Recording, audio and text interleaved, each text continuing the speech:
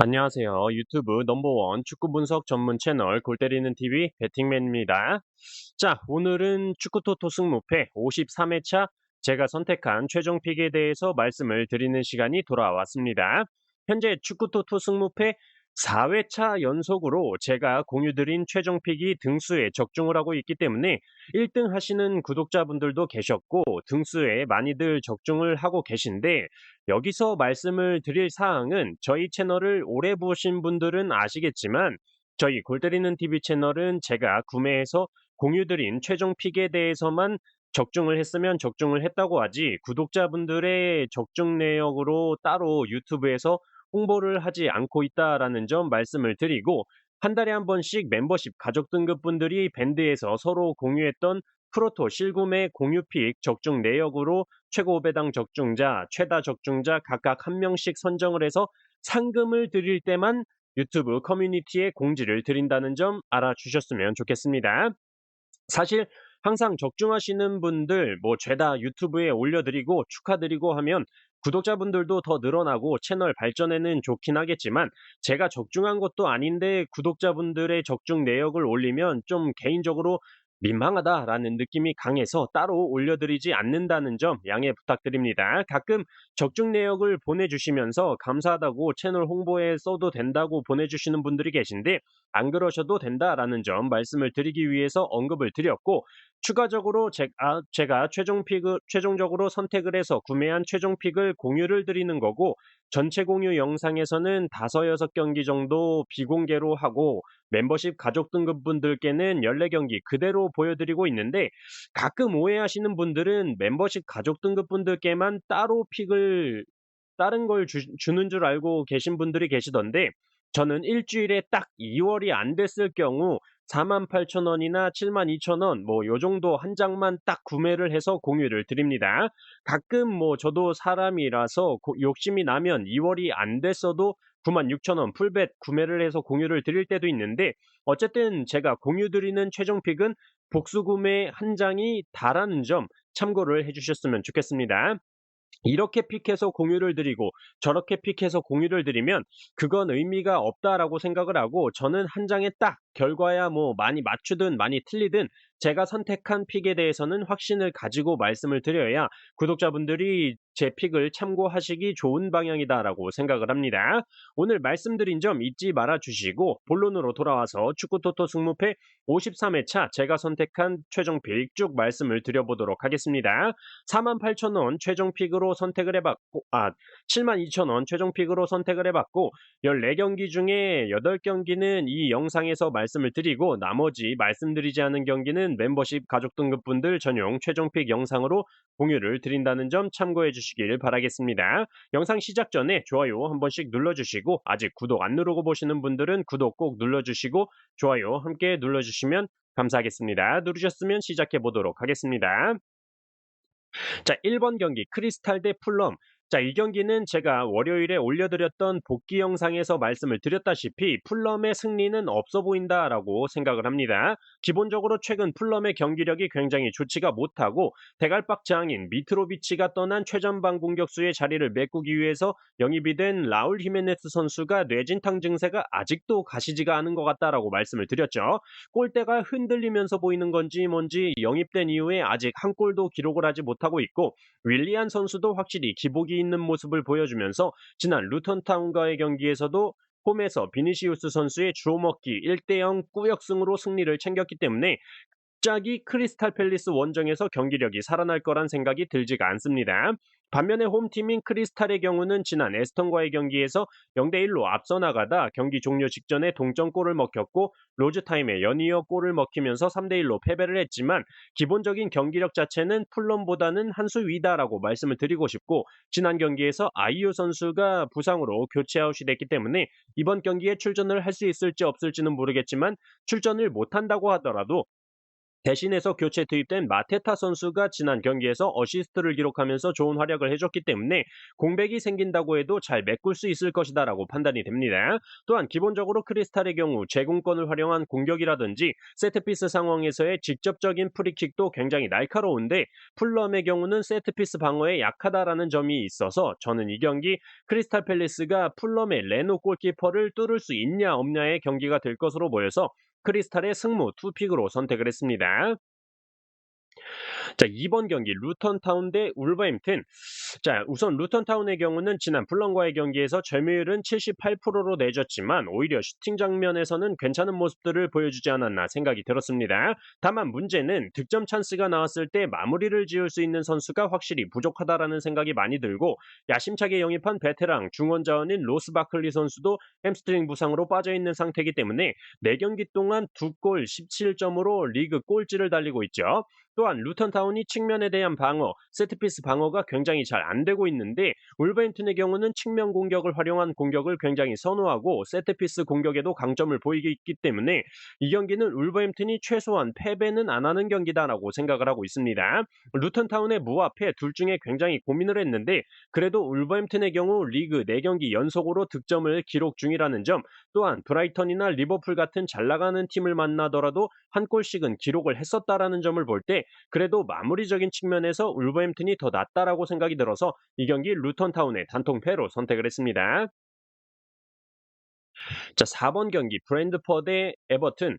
자, 이 경기는 뭐 딱히 이변이 생각이 들지가 않는 경기입니다. 브랜드퍼의 경우 이번 시즌 단 1패도 없는 꾸준한 경기력을 보여주다가 지난 뉴캐슬 원정에서 페널티킥을 내주면서 1대0 시즌 첫 패배를 기록을 했고 홈에서 치른 3경기 동안 3무를 기록했다라는 점에서 에버튼을 상대로 이제는 홈에서 승리를 할 때가 됐다라고 보여집니다. 또한 원정팀 에버튼의 경우는 이번 시즌 실점도 실점이지만 공격에서의 마무리가 더럽게 안 되는데 5경기 동안 2득점을 기록했고 그 2득점 역시 승격팀 셰필드를 상대로 2득점한 게 끝이다. 셰필드와 2대2 무승부를 기록한 경기 외에 나머지 4경기에서는 죄다 무득점 패배를 했단 말이죠. 결과적으로 브랜드퍼의 경우는 은베우모 선수나 요하네 위사 선수처럼 최근 결정력이 좋은 선수가 있지만 에버튼에는 칼버트 루인도 부상 복귀 이후에 이렇다 할 좋은 모습이 보이지가 않고 맥릴이나 단주마 같은 측면 자원들 역시 컨디션이 좋아 보이지 않기 때문에 브랜드퍼의 골문을 열기는 쉽지 않을 것으로 보여집니다. 저는 그래서 이 경기 브랜드퍼가 홈팬들 앞에서 드디어 승리를 보여줄 때가 됐다라고 생각이 들어서 브랜드퍼의 단통 승으로 선택을 했습니다. 자, 5번 경기 번리 대 맨유. 자, 우선 번리는 지난 노팅엄과의 경기에서 1대1 무승부를 기록을 했고 현재 1무 3패로 루턴타운의 뒤를 이어 꼴찌에서 두 번째 순위를 기록 중이죠. 또한 가장 큰 문제라고 볼 수 있는 부분은 다른 팀들보다 한 경기를 덜 치렀음에도 불구하고 12실점으로 리그 최다 실점을 기록 중입니다. 또한 팀 내 가장 많은 골을 기록 중인 공격수 라일 포스터 선수가 퇴장 징계로 인해서 출전을 하지 못하기 때문에 이 경기는 아무리 맹구라고 할지라도 충분히 승리를 해낼 수 있지 않을까 생각이 들어요. 또한 주중에 바이에른 뮌헨과 경기를 치렀기 때문에 체력적으로는 불리할 수 있겠지만 기본적인 선수 개개인의 능력치와 아직 리그 초반이라는 점을 감안할 때 충분히 극복할 수 있지 않을까 생각이 들고 주전 수비 자원인 바란 선수와 주전 미들 자원인 메이슨 마운트 같은 선수들이 복귀를 할 것으로 예상이 되기 때문에 복귀할 것으로 예상이 되고 최전방 공격 자원으로 출전 중인 호이룬 선수가 주중 미넨과의 경기에서 드디어 데뷔골을 성공시켰기 때문에 이제 슬슬 득점 감각이 올라올 때가 되지 않았나 생각이 듭니다. 레시포드의 측면 돌파나 페르난데스 선수의 발끝은 기본적으로 무섭기 때문에 항상 제가 맹구라고 놀리긴 하지만 이 경기만큼은 번리를 상대로 승리할 수 있을 것으로 생각이 들어서 번리의 단통패로 선택을 해보도록 하겠습니다. 자, 7번 경기 소시에다 대 헤타페. 자, 우선 소시에다가 주중에 인터밀란과 챔피언스리그 경기를 치렀고 그때 제가 소시에다 경기를 승무패로 지우개 찬스를 써서 membership 가족분들께 픽을 오픈을 했었는데 소시에다가 1대0으로 리드를 하고 있다가 1대1 무승부로 끝이 났었죠. 어쨌든 인터밀란의 승리 투표율이 70% 가까이 됐었던 경기였는데 왜 소시에다 대 인터밀란 경기에 승무패 지우개 찬스를 썼었냐면 바로 최근 소시에다의 공격력이 굉장히 무섭다라고 판단을 했기 때문이에요. 일단 그라나다와의 경기에서 5득점을 기록한 이후부터 공격이 굉장히 날카로워졌고 그 중심에는 쿠보 선수의 활약이 굉장히 좋다라고도 말씀을 드렸었습니다. 또한 인테르와의 경기에서 1대0으로 리드를 하다가 체력 안배를 위해서 바라네치아, 오야르시아발, 쿠보, 멘데즈 선수까지 후반전에 주전 공격 자원들을 모두 교체 아웃을 시켰는데 결과적으로 후반 87분에 인터밀란의 라우타로 선수에게 동점골을 먹히면서 끝이 났던 경기였죠. 그렇기 때문에 저는 헤타페 그린우드가 영입이 되고 마요랄 선수의 골 감각이 살아났다 하더라도 소시에다의 현재 공격력이면 원정 헤타페는 충분히 잡아낼 수 있지 않을까 생각이 들어요. 이변 바치실 분들은 무승부면 충분하다라고 생각을 하지만 저는 무난하게 소시에다의 단통 승으로 선택을 해보도록 하겠습니다. 자, 10번 경기 라요 대 비아레알. 저는 개인적으로 라요 승리 투표율이 53% 가까이 받고 있는데 이 정도로 라요에 몰릴 경기는 아니지 않을까 생각을 하고 있습니다. 라요가 비아레알을 상대로 2연승을 기록 중이긴 하지만 3연승까지는 어렵다라고 생각을 하고 그 이유로는 에이티 마드리드와의 경기에서처럼 한번 무너지기 시작하면 개판 나버리는 수비 뒷공간이기 때문에 비아레알의 선제골을 먹히게 된다면 굉장히 힘들어질 수 있는 경기가 될 거라고 생각을 하고 또한 비아레알에서 가장 많은 골을 기록 중인 공격수 솔루로스 선수는 라요는 아직 경험해보지 못했었기 때문에 194cm의 장신 공격수를 방어하는데 어려움을 겪을 수도 있다라고 생각이 듭니다. 물론 비아레알이 파나티나 원정 경기를 다녀왔고 2대0으로 아무것도 못하고 패배를 기록하고 왔지만 제가 볼 때 유로파는 거의 포기하지 않았나 생각이 들 정도로 로테이션을 많이 돌렸기 때문에 체력적으로 라요와의 경기에서 문제가 클 것으로 생각은 되지 않습니다. 다만 비아레알 역시 주축 수비 자원인 호르헤 쿠엔카 선수와 페드라자 선수가 각각 부상과 징계로 인해서 출전을 하지 못하기 때문에 이 경기 어디로든 튈 수 있다라고 생각이 들어서 라유의 승무패로 지우개 찬스 쓰도록 하겠습니다. 자, 11번 경기 셰필드 대 뉴캐슬.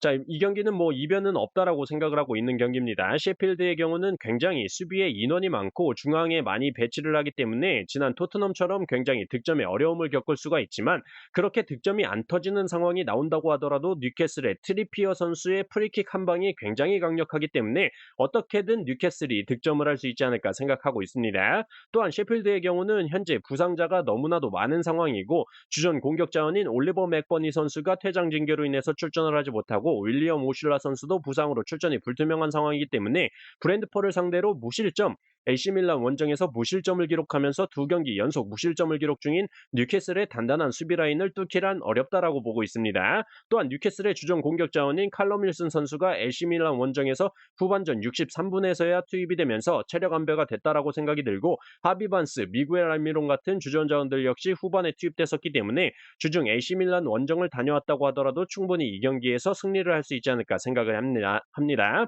그리고 아직 원정 두 경기 동안 승리가 없는 뉴캐슬이지만 맨시티와 브라이턴 같은 최근 잘 나가는 팀 원정 경기였다라는 점을 감안하면 이 경기에서는 충분히 승리할 수 있다라고 생각이 들어서 저는 셰필드의 단통패로 선택을 했습니다. 자, 14번 경기 에이티 마드리드 대 레알 마드리드. 자, 이 경기는 마드리드 더비로 굉장히 치열한 경기가 될 것으로 예상이 되는데 사실상 기본적인 픽은 당연히 에이티 마드리드의 패배를 가져가야 되는 게 맞다라고 생각을 합니다. 발렌시아한테 3대0으로 개털리고 주중에 챔피언스리그 라치오 원정을 가서 경기 종료 직전에 동점 극장골, 그것도 라치오 골키퍼한테 극장 헤딩 동점골을 쳐먹히면서 멘탈적으로도 분명히 타격이 있을 거라고 생각을 합니다. 또한 주축 자원인 바리오스, 악셀 비첼, 데파이, 르마르 같은 주축 자원들이 부상으로 빠져있기 때문에 전력 손실도 너무나도 크다라고 보여지죠. 반면에 레알 마드리드의 경우는 홈에서 챔피언스리그 경기를 치렀고 주드 벨링엄 선수가 또 극적인 경기 막판에 골을 기록을 하면서 리그가 개막하고 소시에다와의 경기만을 제외하고 모든 경기에서 득점을 하고 있고 전 경기에서 승리를 하고 있기 때문에 레알 마드리드의 상승세가 엄청나다라고 말씀을 드리고 싶습니다. 결과적으로 마드리드 더비라는 더비 특성상 치열할 것으로 예상이 되고 무승부도 많았었기 때문에 무승부 가능성도 열어두고 싶긴 하지만 최근 10번의 맞대결에서 페널티킥으로 단 1승만을 기록했던 에이티 마드리드이고 현재 주축 자원들의 이탈과 최근 두 경기 동안 보여준 실망스러운 모습을 생각해 볼 때 저는 이 경기 에이티 마드리드의 단통패로 선택을 했습니다. 자, 이렇게 축구토토 승무패 53회차 제가 선택한 최종 픽 모두 말씀을 드려봤습니다. 참고하셔서 골 때리는 TV 가족분들 좋은 결과 있으셨으면 좋겠습니다. 이상입니다.